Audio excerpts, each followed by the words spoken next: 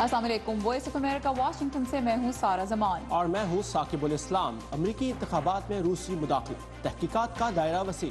इस पर हम बात करेंगे कुछ ही देर में। व्यू 360 में और क्या कुछ शामिल है, देखते हैं उसकी एक झलक। शाम में रूस और अमेरिका के दरमियान दिफाई कशमकश। We will come out bigger and better and stronger.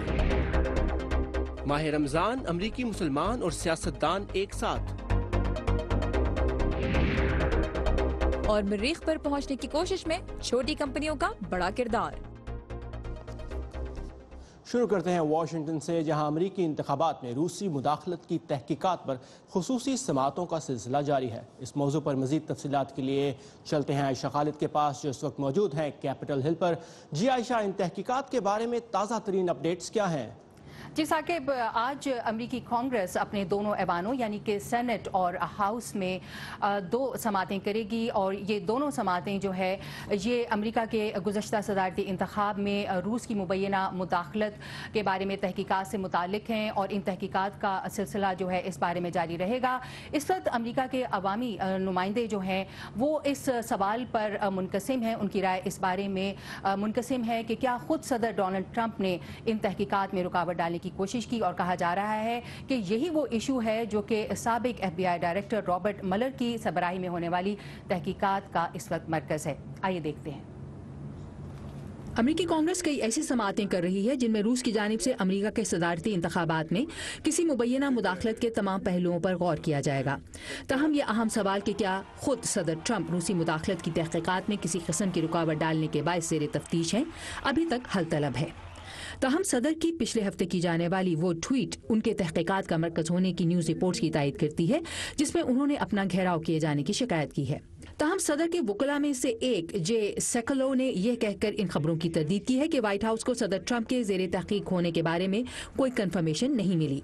इस माह के शुरू में साबिक FBI डायरेक्टर जेम्स कोमी ने सेनेट की इंटेलिजेंस कमेटी को बताया था कि सदर ने उनसे साबिक national security adviser Michael Flint की तहकीकात के बारे में कहा था कि इसे जाने दें। I don't think it's for me to say whether the conversation I had with the president was an effort to obstruct. I took it as a very disturbing thing, very concerning. सदर Trump Michael Flint के बारे में होने वाली गुफ्तगू के बारे में जेम्स कोमी के बयान की तरदीद करते हैं। I didn't say that. I mean, I will tell you, I didn't say that. And did he ask you to pledge his And there'd be loyalty? nothing wrong if I did say it, according to everybody that I've read today, but I did not say that. क्या इंसाफ की राह में रुकावट के इल्जाम के हवाले से अब तक काफी सबूत मौजूद हैं? कानूनी माहिरीन की राय इस बारे में मुनक़सिम है। My guess is that by and large people in Congress मेरा अंदाजा ये है कि कांग्रेस के अंदर और बाहर लोग जेम्स कोमी के बयान पर यकीन करेंगे। सवाल ये है कि क्या वो जेम्स कोमी के बयान से इंसाफ की राह में रुकावट डालने के बारे में कोई राय कायम करेंगे या नहीं। obstruction of justice. Senate intelligence committee के चेयरमैन समेत कुछ रिपब्लिकन सदर के दिफा में आगे आए हैं। Did the president at any time ask you to stop the FBI investigation into Russian involvement in the 2016 U.S. elections? Not to my understanding, no. Special council Robert molar ने सदर ट्रंप के तहकीकात का मरकज होने के बारे में अभी तक पब्लिक में कोई बयान नहीं दिया है। आयशा, ये बताइएगा कि इन समातों के साथ साथ सदर ट्रंप को चंद मुकदमात का भी सामना है, उनकी क्या तफसीलात हैं? जी साकिब, वैसे तो उसी दिन से जब सदर ने अपने ओहदे का हलफ उठाया था, उनके मुखालफिन और ख़ास तौर पे डेमोक्रेटिक अवामी नुमाइंदे ये कहते आए हैं कि सदर ने अपने बिजनेस इंटरेस्ट की वजह से आइनी इख्तियारात से तजावुज़ किया है और उसकी खिलाफ वर्जी की है। लेकिन इस वक्त 200 से ज़ायद डेमोक्रेटिक अरकान कांग्रेस ने ये इल्ज़ाम आयद किया है और ये शिकायत की है कि सदर ने गैर मुल्की कारोबारी जो उनकी डीलिंग्स थी उनकी अदायगियों का अप्रूवल देकर उनके जो आइनी इख्तियारात हैं उनसे तजावुज़ किया है। ताहम सदर के जो कानूनी वकला हैं, उनके जो कानूनी माहिरीन हैं, उनका कहना है कि डेमोक्रेटिक उम्मीदवार जो हैं वो इस हवाले से जो आइन की शिक है जिसको कि एमोल्यूमेंट क्लॉज कहा जाता है वो उसका एक वसी पैमाने पर जायज़ा ले रहे हैं और ये सदर ट्रंप के जो गैर मुल्की कारोबारी इंटरेस्ट हैं वो उसके ऊपर पूरा नहीं उतरती। जी साकिब। थैंक यू आयशा, आप हमें अपडेट दे रहे थे कैपिटल हिल से। Thank you very much. اور دوسری جانب پچھلے کچھ دنوں میں امریکہ اور روس کے دفاعی تعلقات میں ایک نئی کشمکش پیدا ہوئی ہے. حال ہی میں امریکی فوج کی جانب سے شامی فوج کے ایک لڑاکا طیارے کو گرانے کے بعد روس نے اندیہ دیا کہ وہ امریکہ کے ساتھ فضا میں تحفظ کا معاہدہ ختم کر رہا ہے اور اب سے شام میں دریائے فرات کے مغرب میں نظر آنے والے طیاروں اور ڈرونز کو نشانہ بھی بنائے گا. امریکی عہدیداروں کا کہنا ہے کہ روس کے ساتھ دفاعی رابطے کھلے رکھے جائیں گے، تاہم امریکہ داعش کے خلاف اس لڑائی میں اپنے دفاع کا حق رکھتا ہے. تو دنیا کی دو بڑی دفاعی طاقتوں کے درمیان یہ تناؤ 6 سال سے جاری شامی جنگ میں کیا معنی رکھتا ہے، اس پر ہم بات کریں گے ہمارے آج کے مہمان دفاعی امور کے ماہر لارنس کارب سے، جو واشنگٹن کے تحقیقی ادارے سینٹر فار امریکن پروگریس میں سینئر فیلو بھی ہیں. Lawrence Korb, welcome to View 360. The war has been going on for 6 years and US and Russia have been fighting for opposing sides. This coming face to face, was this only a matter of time? It was going to happen once it looked like ISIS was going to be driven out of its caliphate in Raqqa and Mosul, because the question really now is what happens next? Who runs Syria? The Russians would like to keep Assad in. The United States would like Assad to go. The Turks are worried about the Kurds. And the Iranians also want to keep Assad in power. تو ایسا ہونا ہی تھا، کیونکہ جیسے جیسے داعش week ہو رہی ہے اس طرح سے جو یہ دو بڑی طاقتیں ہیں رشیا اور امریکہ، یہ دیکھ رہی ہیں کہ ان کا کیا مستقبل ہوگا خطے میں، کون سا ملک شام کے ساتھ کہہ لیجئے کہ بہتر تعلقات قائم رکھے گا اور شام میں کس کا کنٹرول ہوگا. اور ظاہر ہے کہ ترکی اور ایران بھی اس میں بہت بڑے پلیئرز ہیں، تو یہ صرف it was a matter of time, ایسا فیس ٹو فیس آنا ممکن تھا ہی اپنی جگہ. Could this war expand as America and Russia posture against each other more aggressively? It could. You can always have an accident when you have war, but I don't think it will, because while the American government and the Russian government may have some tensions, the U.S. military and the Russian military get along very well. General Dunford said that he has several ways to communicate, even if they cut off the communication in the battle region. And it's probably in the best interest of both Russia and US to keep this as controlled and as contained as possible. There's no doubt about it. Both President Obama and President Trump did not want to get involved in the Syrian civil war. روس اور امریکہ کے درمیان اگرچہ اس وقت دفاعی تحفظ کا جو معاہدہ ہے اس کو روس نے کہا کہ اس نے ختم کیا ہوا ہے، لیکن اس کے باوجود گفتگو کے رابطوں کے چینلز جو ہیں وہ کھلے ہیں، اور کوشش دونوں ملکوں کی یہی ہوگی کہ یہ بہت زیادہ معاملہ ایسکیلیٹ نہ ہو، اپنے دائرے سے بہت زیادہ وسیع نہ ہو، کیونکہ بہت سی جانیں اس میں ضائع ہو سکتی ہیں. You talked about a post-ISIS Syria. What kind of a timeline are you seeing at the moment, since ISIS is weakening and both countries are positioning themselves for a post-ISIS era? How much longer do you think this war could last? Well, the ISIS will not be defeated. Their caliphate will be undermined. They will try and get a foothold in another part of Syria, try and take advantage of something in Iraq. But once Raqqa falls, given that Mosul has already fallen, the caliphate has ended. تو داعش کو مکمل طور پہ تو شکست نہیں دی جا سکتی، لیکن یہ ہے کہ جہاں جہاں وہ اپنا اثر و رسوخ قائم کرتی ہے وہاں سے اس کو ہٹایا جا سکتا ہے. لیکن جیسا لارنس کارب نے بھی کہا کہ داعش نئی جگہوں پہ سر اٹھا سکتی ہے. تو یہ جو لڑائی ہے اس وقت یہ جلد ختم ہوتی نظر نہیں آتی. Now, considering the fact that both Russia and America are fighting for opposing sides, Russia supports the Assad regime, US is funding fighters who are against the Assad regime. What do you think is in the best interest of Syrians at this time? The best interest of Syrians is to set up a federal state after ISIS is defeated. Assad will control some part of the country. The Syrian Democratic Forces will have something else. The good Kurds, if you will, or the non-violent Kurds who are not against Turkey, will have control over some of the area, and then they can work out a long-term solution. So a federation basically that has different players controlling different parts of the country. So لگتا یہ ہے کہ جہاں تک عام شامی افراد کا تعلق ہے تو ان کے لیے اس وقت لارنس کارب کی نظر میں بہتر یہ ہوگا کہ ایک ایسا وفاقی نظام قائم کیا جائے جس میں ملک کے مختلف حصوں کا نظام مختلف قوتیں چلا رہی ہوں جو ان حصوں میں امن قائم کر سکیں. Mr. Korb, thank you very much for your time and for your insight. We really appreciate it. Thank you for having me. Great translation. Absolutely. Thank you so much. And now back to Saqib.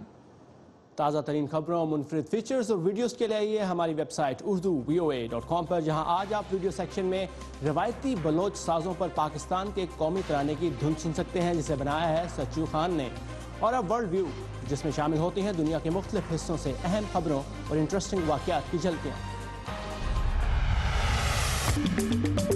سعودی عرب کے شاہ سلمان نے ملک کے ولی عہد شہزادہ محمد knife کو تمام عہدوں سے ہٹاتے ہوئے اپنے بیٹے شہزادہ محمد بن سلمان کو ولی عہد مقرر کر دیا ہے۔ شاہ عبداللہ کے انتقال کے بعد ان کے سوتیلے بھائی شاہ سلمان فرمانروا اور بیٹے محمد نائف نے ولی عہد کا عہدہ سنبھالا تھا۔ پرتگال میں 1000 فائر فائٹر اب بھی آگ پر قابو پانے کی کوشش کر رہے ہیں، جبکہ مرنے والوں کی تعداد 64 تک پہنچ گئی ہے۔ آگ بجھانے کی کوشش میں ایک طیارہ بھی گر کر تباہ ہو گیا۔ امریکہ کی ریاست جارجیا سے ایوان نمائندگان کی نشست پر ہونے والے انتخابات میں ریپبلکن امیدوار کیرن ہینڈل کامیاب ہو گئی ہیں۔ اس نشست کے لیے دونوں امیدواروں نے انتخابی مہم پر امریکی تاریخ سے سب سے زیادہ $5 کروڑ خرچ کیے۔ اوبر کے شریک بانی ٹریوس کالینک نے سی ای او کے عہدے سے استعفیٰ دے دیا ہے۔ ٹریوس کی جانب سے یہ قدم ادارے میں خواتین کو جنسی طور پر ہراساں کرنے کے الزام کی تحقیقات کے بعد کمپنی کے شراکت داروں کی جانب سے دباؤ پر اٹھایا گیا۔ اتوار کو واشنگٹن سے کچھ ہی دور قتل ہونے والی 17 سالہ مسلمان لڑکی نبرہ حسنین کو آج سپرد خاک کیا جائے گا۔ واشنگٹن میں نبرہ کی یاد میں کل ایک یادگاری تقریب میں عام شہریوں کے ساتھ ساتھ امریکی سیاستدانوں نے بھی شرکت کی۔ ریاست ورجینیا کے شہر سٹرلنگ میں جس مسلم کمیونٹی سینٹر کے نزدیک نبرہ کا قتل ہوا تھا، وہاں صحافیوں سے بات کرتے ہوئے کمیونٹی لیڈرز کا کہنا تھا کہ انہیں پولیس کی تفتیش پر اعتماد ہے۔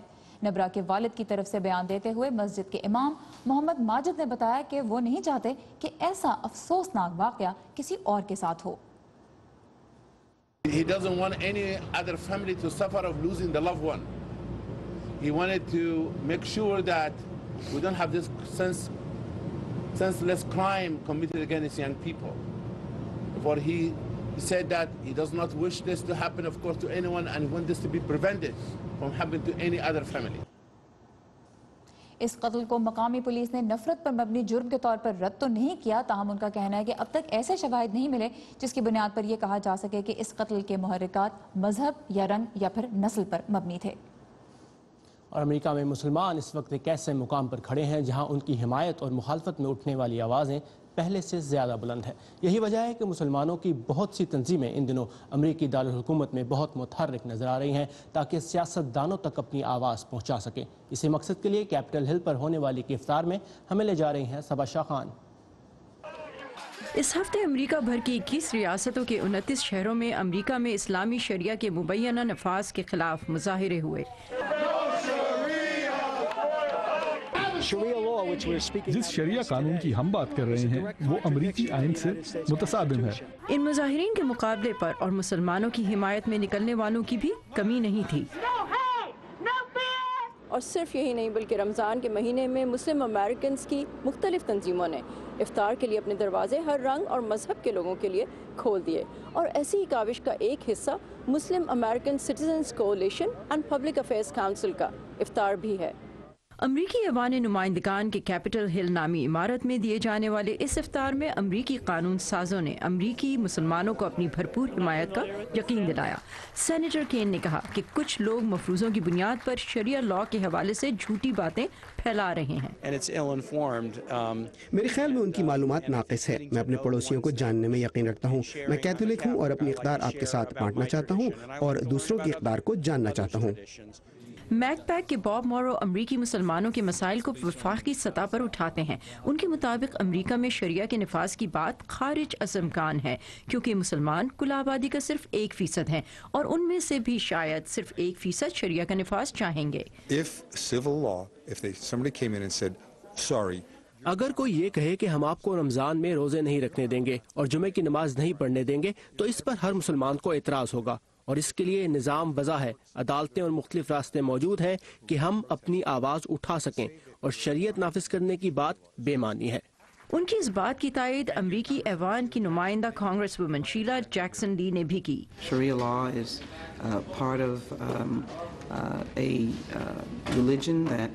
شریعہ لاء ایک ایسے مذہب کا حصہ ہے جس کی بنیاد محبت پر مبنی ہے۔ لیکن اس ملک میں مسلم عقیدے کا غلط استعمال اور اسے غلط رنگ دے کر پیش کیا جانا، میں اس کی مذمت کرتی ہوں۔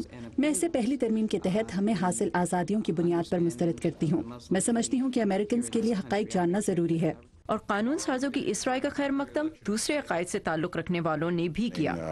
یہ ایک پرامن محب وطن امریکی کمیونٹی ہے، اور خصوصاً اب جب کہ مسلمانوں کے خلاف بہت اوپر سے خرافات پھیلائی جا رہی ہیں، تو ہم جیسے بین المذاہب، خود میں، یہودی، کرسچنز اور دوسرے یہاں مسلم کمیونٹی کو سپورٹ کرنے کے لیے موجود ہیں۔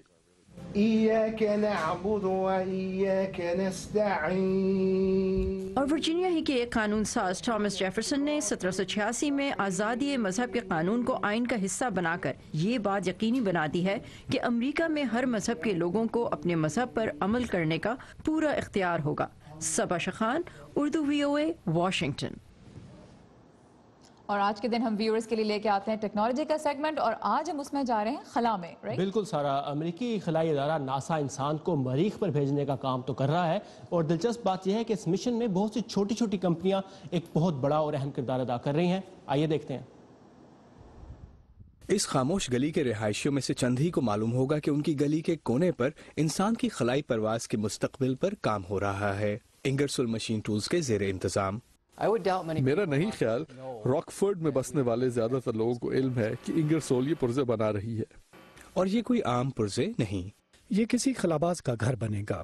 یہ پرزے ناسا کی انسان کو چاند پر واپس لے جانے اور مریخ کے سفر کی کوششوں میں نہایت اہم ہیں۔ یہ پریشر ویسل کا درمیانی حصہ ہے، تو بنیادی طور پر یہ وہ جگہ ہے جہاں خلاباز رہیں گے اور کام کریں گے۔ یہ انہیں خلا میں زندہ رکھنے کا واحد ذریعہ ہے۔ بیرل ان 4 حصوں میں سے ایک ہے جو انگرسول لاکہیڈ مارٹن کے لیے بنا رہا ہے۔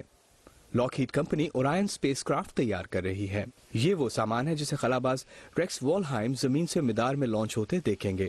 انہوں نے 2011 میں آخری اسپیس شٹل کے ممبر کے طور پر تاریخ رقم کی تھی، اور اب وہ ناسا کے نمائندے کے طور پر اورائن پروگرام سے منسلک ہیں، جو والہائم کے مطابق توقع سے زیادہ وقت لے رہا ہے۔